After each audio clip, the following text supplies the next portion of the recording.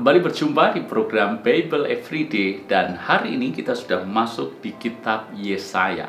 Dan latar belakang daripada kitab Yesaya ini adalah pemberontakan umat Israel kepada Tuhan.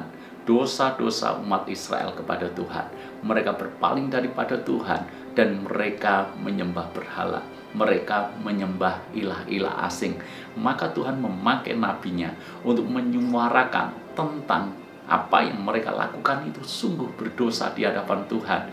Harapannya adalah bangsa Israel bertobat dan kembali kepada Tuhan.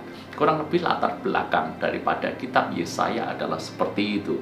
Dan mari kita akan mengawali di Yesaya pasal yang pertama. Mari kita baca sama-sama ayat yang kedua.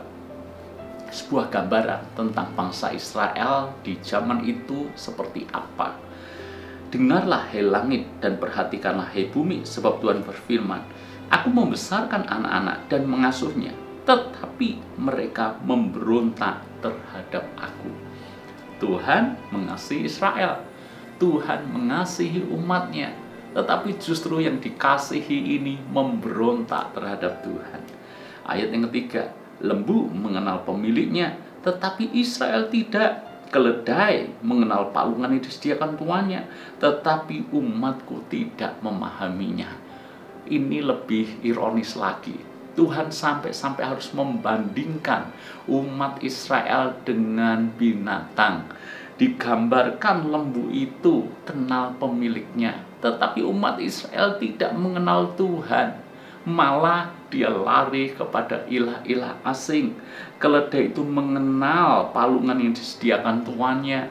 Jadi keledai ini tahu siapa yang memberi dia makan, siapa yang memelihara.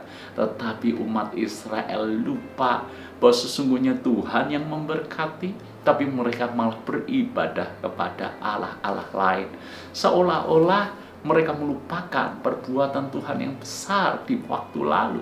Mereka melupakan bagaimana Tuhan menuntun mereka keluar dari Mesir, membebaskan mereka dari perbudakan, menuntun mereka di padang gurun, menyediakan mana setiap hari, memberikan daging di waktu sore, bahkan kasut dan jubah mereka tidak rusak selama 40 tahun. Bahkan Tuhan membawa mereka masuk ke Kanaan, tanah yang penuh berkat, tanah yang penuh dengan susu dan madu. Bahkan mereka awalnya adalah bangsa yang kecil, tapi Tuhan membuat mereka menjadi bangsa yang besar, bangsa yang termasyur. Orang-orang takut segan kepada bangsa Israel. Bahkan di era Daud, di era Salomo, Israel mencapai puncak kejayaannya. Tetapi bangsa Israel seolah-olah melupakan semuanya itu. Mereka terus bertekun di dalam dosanya. Kenapa mereka bertekun di dalam dosanya? Kenapa mereka memberontak kepada Tuhan? Dan kalau kita membaca perikop berikutnya, judul perikopnya adalah bertobat lebih baik daripada mempersembahkan korban. Maka kita belajar di sini, di ayat yang ke-10 dan seterusnya, rupanya mereka tidak bertobat. Mereka memberontak kepada Tuhan justru karena mereka tidak sadar bahwa mereka telah berdosa di hadapan Tuhan. Ini adalah masalah. Sebab mereka berpikir selama masih mempersembahkan korban kepada Tuhan, maka mereka menganggap diri mereka benar. Selama masih melakukan kegiatan-kegiatan agamawi, maka mereka merasa hidupnya berkenan di hadapan Tuhan. Padahal mereka hanya melakukan saja dari luar, secara lahiriah saja mereka melakukan, tapi hatinya sungguh telah menjauh daripada Tuhan. Sampai-sampai Tuhan dengan keras menegur bangsa ini, mulut mereka memuji Tuhan, tapi hatinya menjauh daripadaku. Ini yang membuat bangsa Israel justru tidak sadar kalau mereka telah berdosa di hadapan Tuhan. Orang yang paling repot itu adalah orang berbuat salah, tidak sadar kalau dia melakukan kesalahan. Tidak tahu apa yang dia tidak tahu. Ini repot. Berbuat salah, berbuat dosa, tapi tidak sadar bahwa dia salah dan berbuat dosa. Hanya karena mereka berpikir masih beribadah, masih mempersembahkan korban, masih melakukan ini dan itu untuk Tuhan. Namun sesungguhnya apa yang mereka lakukan itu jahat di mata Tuhan. Coba kita baca ayat yang ke-15. Apabila kamu menadahkan tanganmu untuk berdoa, aku akan memalingkan mukaku, bahkan sekalipun kamu berkali-kali berdoa, aku tidak mendengarkannya, sebab tanganmu penuh dengan darah. Lihat, secara agamawi mereka masih berdoa, mereka masih mempersembahkan korban, tapi tangan mereka penuh dengan darah. Mereka menindas orang lemah, mereka menghina orang miskin, hak janda mereka ambil dan mereka rebut. Kesemrawutan terjadi, hakim tidak ada yang jujur di Israel sana. Itulah yang membuat Tuhan memalingkan mukanya. Israel tidak sadar kalau mereka berdosa.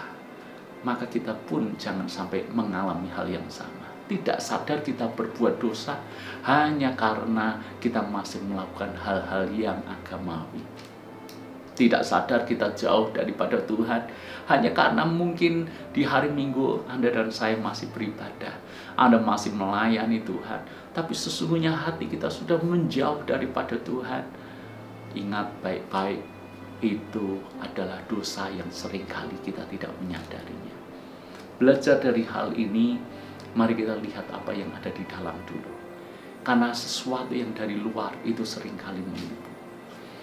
Apa yang kelihatannya agamawi itu bisa mengaburkan cara pandang kita terhadap diri kita sendiri.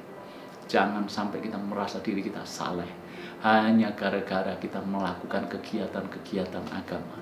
Jangan merasa diri kita pasti berkenan kepada Tuhan hanya karena kita orang yang memberikan persembahan paling banyak di gereja. Stop, berhenti, berpikir dari hal-hal seperti itu. Ingatlah bahwa Tuhan melihat apa yang ada di hati, bukan hanya apa yang terlihat dari luar.